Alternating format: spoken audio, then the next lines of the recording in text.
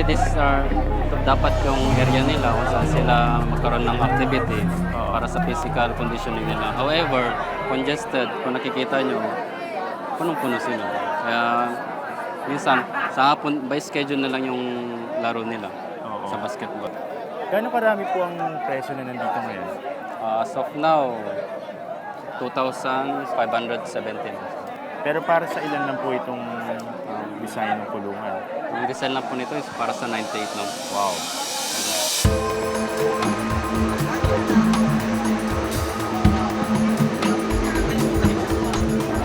So kung titignan mo po, ang design niya is pang-apat o pang-anim. Pero ngayon, ginawa nila remedyo, nagdagdag po sila ng bawat layer.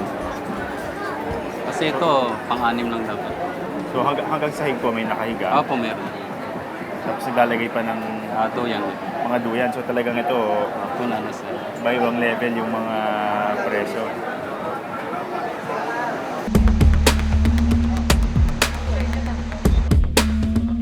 Nasa Caloocan City Jail si Doc Henry para suriin ang mga inmate na kailangan ng agarang lunas. Danilo? Anong problema natin, kuya? Patingin nga kayo. Ano na pinakamalala? May ininom ka ng gamot? Ya! Hindi mo to pinaputok sa ano? Sa loob? Ngayon lang to talaga? Buti pala, dumating kami. Tiis ha, tiis.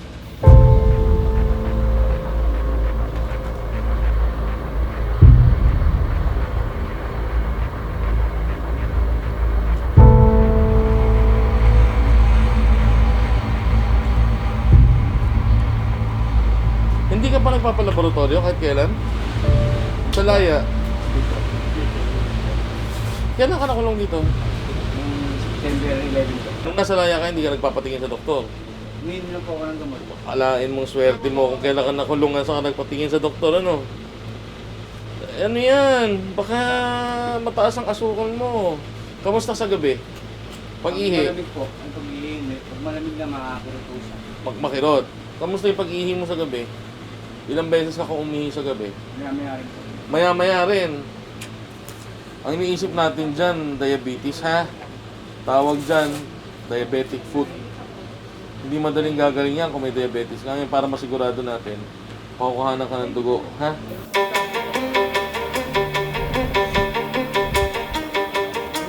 Sige tay, ha?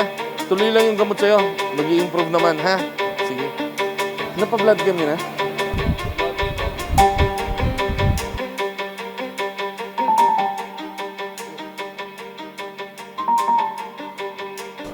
Tay, may dalaw ka? Regular ang dalaw mo? Regular dalaw mo? Ha? Pag may hearing, nandyan. Alam nila yung kondisyon mo? Ano sabi nila? Tay, pag nag-hearing ka, sabihin mo, dalawin ka dito, ha? Ha? May nakita tayo na tuklasan na ito palang mga nandito. Dalawa sa kanila diabetic na hindi nila inalagaan yung mga paa nila. Ano po yung observations nyo pagdating sa mga pasyente ninyo na walang dalaw at may sakit? Alam naman po natin na kapag may sakit ang isang tao, hindi lang naman po tulong ng doktor o mga nurses ang kailangan nila. Hindi lang naman tamang gamot, hindi lang naman tamang pagkain, bagkus kailangan din ng tamang kalinga na siguro nakukuha lang nila sa mag-anak.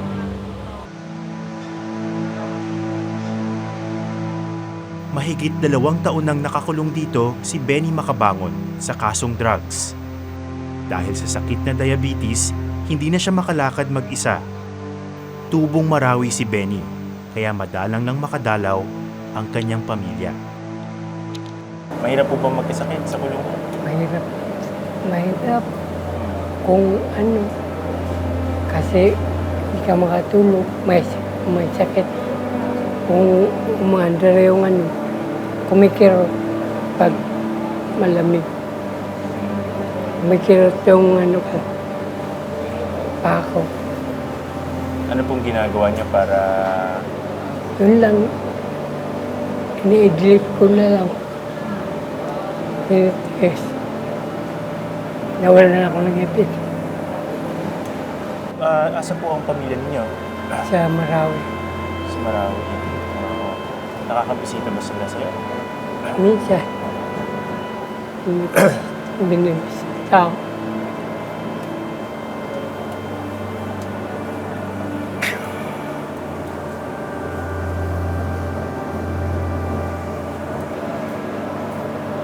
Bakit po tayo? Ah, Bakit po kayo naiiyak? wala. Na-miss. Nami-miss niyo po sila.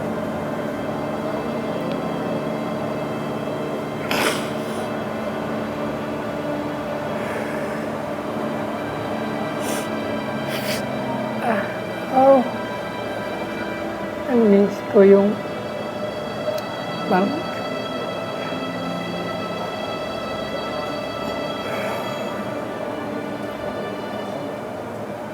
Pag nandito po ba sila, nakakatulong po sa inyo? Ah. Kapag nandito po sila, nakakatulong po sa sakit ninyo? Oo. Nawawala. Nakalimutan ko yung sakit. Nakalimutan ko yung sakit na naramdaman pag nandito sila. Hindi ako nag-isa. Ano po sinasabi nila sa'yo kapag bumibisita sila dito? Yun. Nag-akbayan. Humingi ng tawad.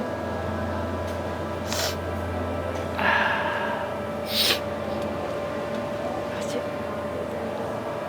nakalimutan. May sakit pala.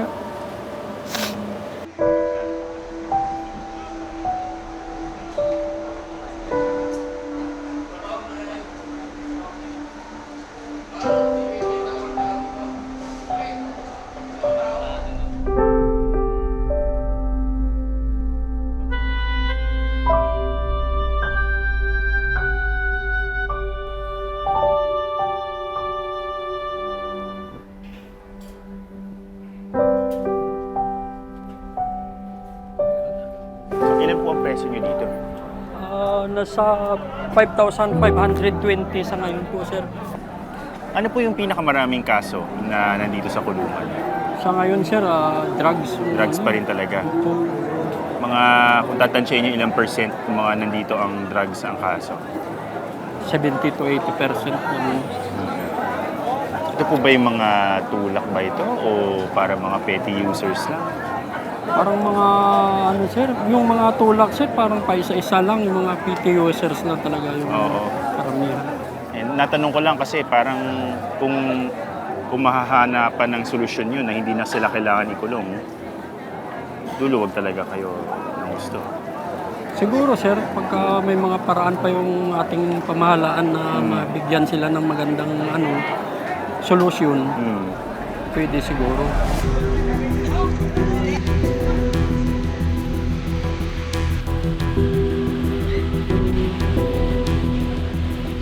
Dok, kamusta po ba yung budget para sa mga gamot ng mga inmates natin?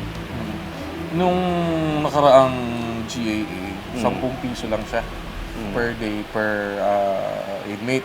Wow. Ngayon, itong ka-approve lang na GAA, naging 15 pesos na Okay. per day per inmate. Tumaas. Tumaas na. Pero maliit pa rin, 15 pesos. Maliit pa rin. Eh, ilang pirasong painkiller lang ata yan, ano? Tanggapin na lang kung ano ibibigay. Oo. Gawa ng paraan. Pero kailangan niyo po ng mas malaking budget. Sana. Mm. Sana. Mas malaking budget, mas malaking suporta. Mhm. Sa ngayon, ano ang nararamdaman? Ano ang problema? Pero nakakalakad ka na. Bakit niyo po ginagawa itong trabaho ito, sir? Parang may kulang. Na kahit na may financial reward na sa labas, may kulang. Ano yung kulang? Siguro yung tunay na pagsisilbi sa tao. Yung tunay na pagsisilbi sa tao para sa akin ay makikita sa pagsisilbi sa ating mga PDL. Kasi sila po yung pinaka mababa pwede nating mapagsilbihan sa ating lipunan. bukod sa sila po ay nakapiit, no? Walang mga pribilehyo, minsan, ay sila rin po yung nakalimutan na ulit ng mga kamag-anak nila.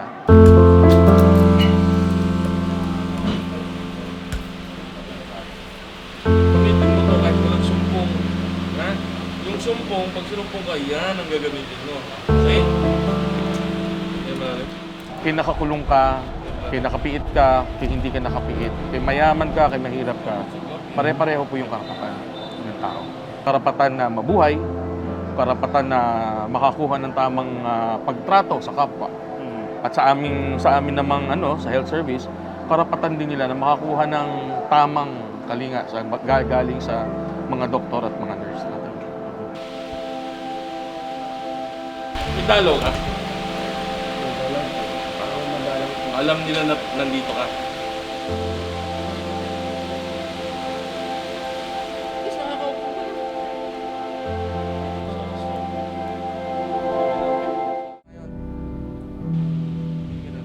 Sa Manila City Jail, nag-cruise uli ang landas ni Doc Henry at ni Tatay Bartolome.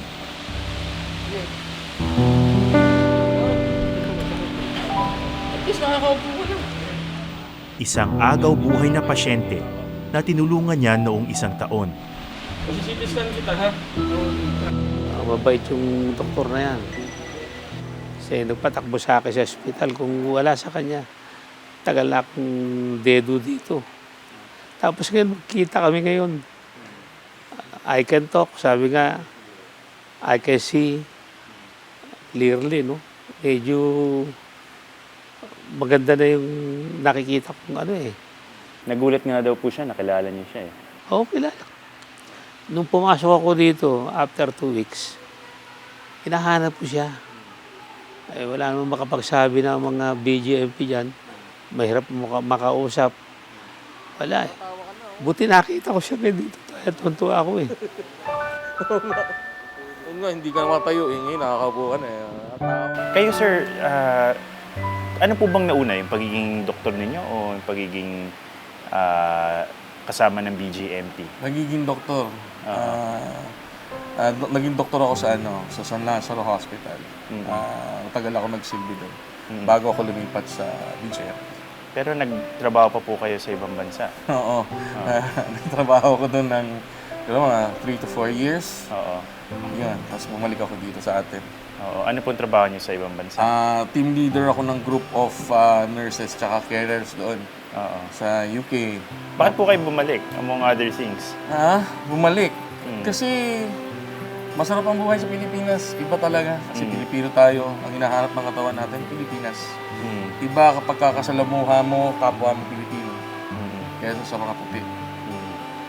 Hindi niyo po ba minsan naikukumpara o namimiss yung setup halimbawa sa isang bansa tulad ng UK at yung setup dito sa Pilipinas, lalo na sa ganitong setting? Oo.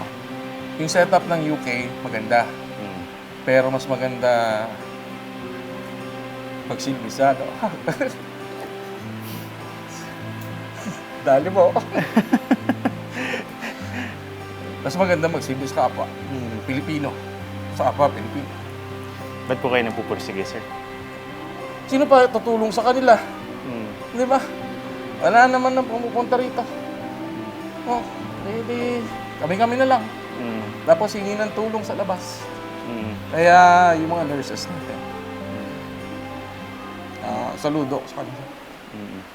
Their service muna sa kanila. Bago lahat.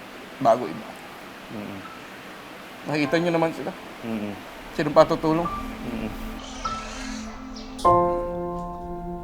Anong kaso mo?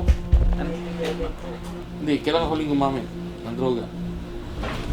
Yung bago po ako mahuli. Kailan yun? Yung February. Buntis ka na nun eh. Ba't gumamit ka pa? Higa ka doon, kuhanin yung tibok ng puso ng baby.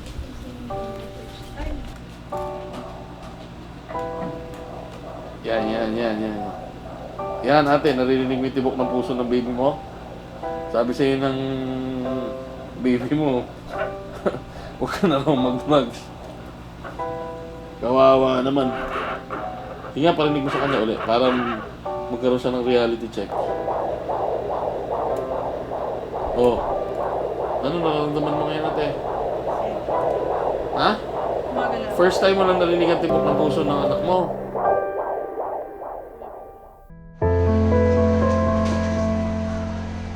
Ang mundo ng mga bilanggo kinalilimutan ng marami.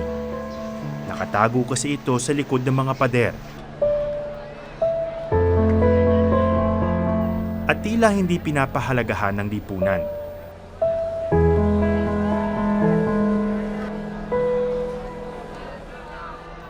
Ngunit may karapatan ang mga nakapiit.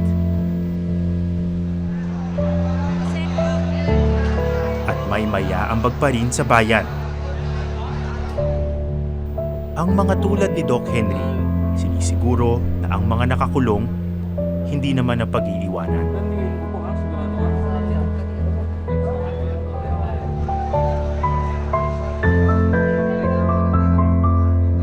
Magandang gabi.